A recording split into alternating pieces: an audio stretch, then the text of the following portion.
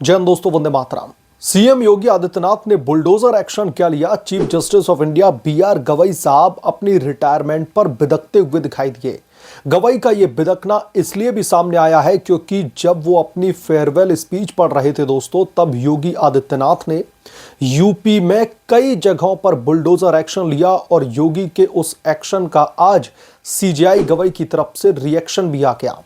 योगी आदित्यनाथ ने इशारों इशारों में अपने बुलडोजर की गूंज से गवई साहब को जवाब दे दिया कि यूपी के माफिया यही भाषा समझते हैं और उन्हें सुधारने के लिए बुलडोजर जस्टिस बहुत जरूरी है, जिसकी वजह से chief justice of India B R Gavai दोस्तों अपनी रिटायरमेंट से कुछ मिनट पहले तिलमिलाए हुए दिखाई दिए। ऐसा लगा जैसे योगी ने उनकी दुखती नस पर हाथ रख दिया हो। सीजेआई गवई रिटायरमेंट के टाइम पर अपने कुछ बड़े फैसलों का जिक्र करने लगे, जिसमें उन्होंने बुलडोजर एक्शन एक अपना सबसे बड़ा फैसला बताया और बोला कि यह फैसला बहुत जरूरी है। बुलडोजर कार्रवाई को सभ्य समाज में सही नहीं ठहराया जा सकता। अपराधी की वजह से उसके घर वालों को सजा नहीं दी जा सकती, उसके घर वालों के मौलिक अधिकारों को नहीं छीना जा सकता। लेकिन गवई साहब, ये आपके विचार सुनने में भले ही अच्छे लगें, लेकिन हर सिक्के के दो पहलू होते हैं। दूसरा पहलू यह है कि गवई को अपराधियों के परिवार के मौलिक अधिकारों की चिंता है, लेकिन अपराधी ने जिसके खिलाफ में अपराध किया है उसका और उसके परिवार का मौलिक अधिकार चिंता नहीं दिख रहा। इसके अलावा दोस्तों सीजेआई गवई ने कई और फैसलों का भी जिक्र किया जिसकी छाप मोदी विरोधी रही है। गवई ने और कौन कौन से फैसलों का जिक्र किया और क्यों योगी एक्शन से विदक रहे हैं गवई साहब, आइए इस रिपोर्ट में विस्तार से समझते हैं और आप लोग भी अपने विचारों को, अपनी भावनाओं को कमेंट बॉक्स में जरूर लिख करके बताएं। दोस्तों, उत्तर प्रदेश में योगी आदित्यनाथ की सरकार ने 2017 से ही बुलडोजर एक्शन को अपराध नियंत्रण की एक प्रमुख रणनीति बनाया हुआ है। इस मॉडल के तहत माफिया अपराधियों और अवैध जो कब्जाधारी हैं उनकी संपत्तियों को बुलडोजर से ध्वस्त किया जाता है। सबसे बड़ी बात यह है कि योगी आदित्यनाथ की सरकार हमेशा अवैध प्रॉपर्टी पर, जो कब्जा की गई उस प्रॉपर्टी पर जो है बुलडोजर चलवाती है। लेकिन गवई साहब कह रहे हैं कि अपराधी के घर को क्यों तोड़ा जाना चाहिए। दोस्तों, सरकार का दावा है कि यह कार्रवाई अवैध निर्माणों पर आधारित है और अपराध को जड़ से उखाड़ने में प्रभावी साबित हुई है। उदाहरण के तौर पर यूपी में माफिया राज के खिलाफ में अभियान में सैकड़ों संपत्तियां ध्वस्त की गईं, जिससे अपराध दर में बड़े पैमाने पर हमने कमी देखी है। समर्थकों का कहना है कि यह शॉक थेरेपी की तरह काम करता है, जहां पर पारंपरिक न्याय प्रक्रिया की सुस्ती के कारण अपराधी बेखौफ हो जाते हैं। योगी सरकार ने दोस्तों इसे माफिया मुक्त यूपी का हिस्सा बताया और कई राज्यों जैसे कि मध्य प्रदेश और हरियाणा ने भी योगी से सीख लेकर के इसी तर्ज पर कार्रवाई शुरू की और रिजल्ट भी देखने को मिला। लेकिन योगी आदित्यनाथ के जो आलोचक हैं वो इसे एक्स्ट्रा जुडिशियल पनिशमेंट मानते हैं। सुप्रीम कोर्ट ने सितंबर 2024 में इस पर अंतरिम रोक भी लगाई और पैन इंडिया गाइडलाइंस जारी की, जिसमें कहा गया कि बिना नोटिस, सुनवाई और उचित प्रक्रिया के किसी भी संपत्ति को दरअसल ध्वस्त नहीं किया जा सकता। कोर्ट ने इसे माइट इज राइट की स्थिति से जोड़ दिया, जहां पर कार्यपालिका न्यायपालिका की भूमिका निभाने लगती है। जस्टिस बीआर गवई, जो कि 23 नवंबर यानी कि आज अब रिटायर हो चुके हैं, उन्होंने अपनी विदाई स्पीच में इस फैसले को अपनी न्यायिक यात्रा का हाईलाइट करार दे दिया। यानी कि जो बुलडोजर जस्टिस के खिलाफ में जो उनका फैसला है, that is one of the biggest decision that he has taken in his tenure. उन्होंने कहा कि निर्णय मानवीय समस्याओं को संबोधित करता है, जहां पर एक व्यक्ति के कथित अपराध के कारण पूरे परिवार को सजा दी जाती है। गवई ने दोस्तों जोर दिया कि बुलडोजर जस्टिस सभ्य समाज में स्वीकार नहीं, क्योंकि यह मौलिक अधिकारों का उल्लंघन करता है।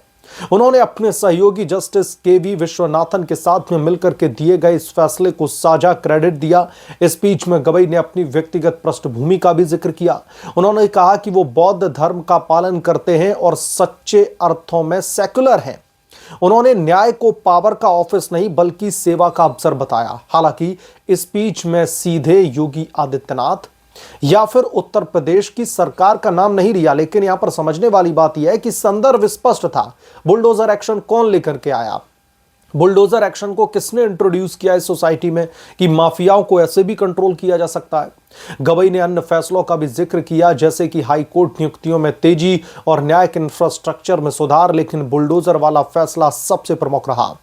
दोस्तों, एक अलग घटना में जस्टिस गवई पर एक वकील ने जूता फेंकने की कोशिश की थी, जिसके बाद में अपनी आलोचना उन्होंने जो है बहुत सारी सुनी और फिर योगी के बुलडोजर नीति का भी समर्थन करने में लग गए। वकील ने गवई की एक अन्य स्पीच जो मॉरिशस में दी थी उसको गलत बताया था, जहां पर उन्होंने कहा था कि देश कानून से चलेगा, बुलडोजर से नहीं। यह घटना न्यायपालिका और राजनीति के बीच में तनाव को दर्शाती है। योगी आदित्यनाथ का बुलडोजर मॉडल समर्थकों के लिए अपराध नियंत्रण का प्रभावी हथियार रहा है। सरकारी आंकड़ों का हम थोड़ा सा जिक्र कर लेते हैं। गवई साहब रिटायरमेंट के बाद में आपके पास में बहुत सारा समय होगा और मैं चाहूंगा कि आप इन आंकड़ों पर जरूर नजर डालें कि कैसे माफियाओं को योगी बाबा ने कंट्रोल किया है। सरकार के आंकड़ों के मुताबिक इससे माफिया नेटवर्क टूटे हैं और सार्वजनिक भूमि को मुक्त करवाया गया, यानी कि सरकारी जमीन पर जो कब्जा था वो मुक्त कराया गया। कई मामलों में अपराधी खुद सरेंडर कर रहे हैं, क्योंकि पारंपरिक अदालती प्रक्रिया में देरी से वो बच निकलते थे। यह मॉडल तेज न्याय का प्रतीक बन गया, जो आम जनता में लोकप्रिय है। योगी ने इशारों इशारों में कहा कि माफिया यही भाषा समझते हैं और इसे बुलडोजर जस्टिस की जरूरत बताते हैं। लेकिन दोस्तों, दूसरी तरफ आलोचना यह है, जो योगी के आलोचक हैं वो कहते हैं कि यह ड्यू प्रोसेस ऑफ लॉ का उल्लंघन करता है, अपराधी के परिवार के मौलिक अधिकारों को छीन लेता है बिना साबित अपराध के। गवई की स्पीच में यही पॉइंट उठाया गया कि अपराधी की वजह से उसके घर वालों को सजा नहीं दी जा सकती। आलोचक यह भी कहते हैं कि पीड़ित के अधिकारों की चिंता तो जायज है, लेकिन अपराधी के परिवार की भी। हर सिक्के के दोस्तों दो पहलू होते हैं। अपराधी द्वारा छीने गए अधिकारों की रक्षा जरूरी है गवई के हिसाब से, लेकिन बिना सुनवाई के सजा नहीं दी जानी चाहिए, यह गवई का कहना है। सुप्रीम कोर्ट की गाइडलाइंस इसी बैलेंस को सुनिश्चित करने की कोशिश कर रही है। पहले नोटिस, फिर अपील का अधिकार, फिर पारदर्शिता, ये तमाम सारे बिंदु उन्होंने इसमें डाल दिए। कुछ रिपोर्ट्स में तो यह भी कहा गया कि बुलडोजर एक्शन कभी कभी राजनीतिक बदले की तरह इस्तेमाल होता है, खास तौर पर अल्पसंख्यक समुदायों के खिलाफ में। हालांकि सरकार इसे अवैध निर्माण पर आधारित बताती है। साल 2017 से योगी का बुलडोजर गूंज रहा है। आप एक केस लेकर के आइए जहां पर बुलडोजर कार्रवाई पर जो अंतिम निर्णय आया हो वो जो है पर्सनल ग्रजेस पे चलाया गया हो। सब कुछ कानून के तहत होता है। गवई ने दोस्तों अपनी स्पीच में अन्य फैसलों का भी उल्लेख किया, जैसे कि संवैधानिक अधिकारों की रक्षा और न्यायिक सुधार। कुछ आलोचक इसमें भी मोदी विरोधी छाप देखते हैं, लेकिन यह सब्जेक्टिव है। उदाहरण के लिए बुलडोजर फैसला केंद्र या फिर राज्य सरकारों की पॉलिसी पर सवाल खड़ा करता है, लेकिन यह न्यायिक स्वतंत्रता का हिस्सा भी है।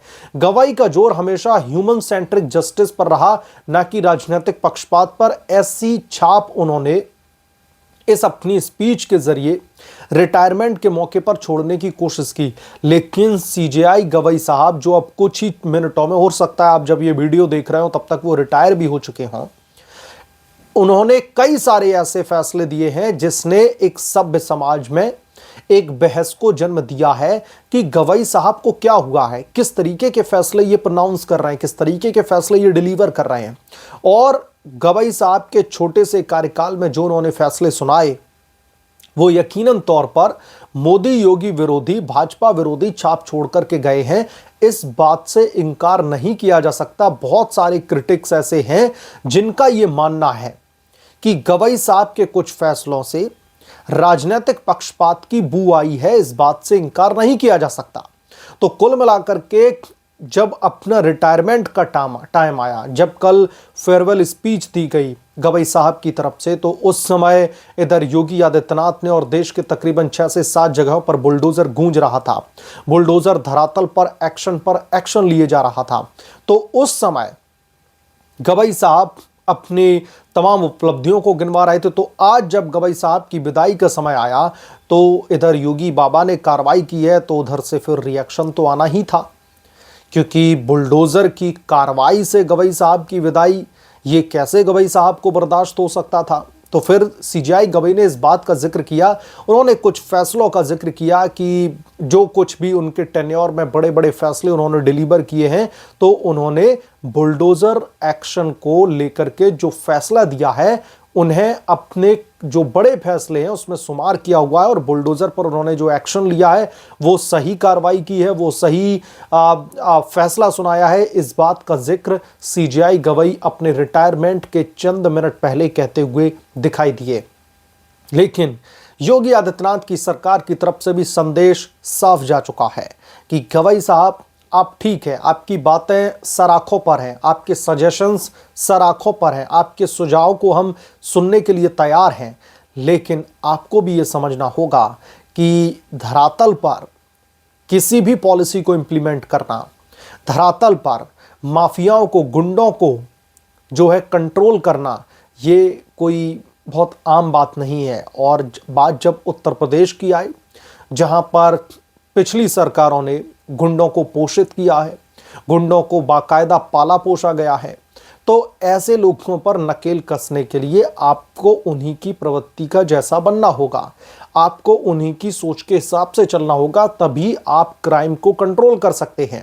और योगी सरकार के इन तमाम एक्शंस ने उत्तर प्रदेश में जो अपराध दर है उसको बड़े पैमाने पर नीचे लेकर के गए हैं, अपराध दर बड़े पैमाने पर घटी है, इस बात से भी इनकार नहीं किया जा सकता। बहरहाल इस मामले पर आप क्या सोचते हैं, आपकी क्या राय है, कमेंट करके जरूर बताएं।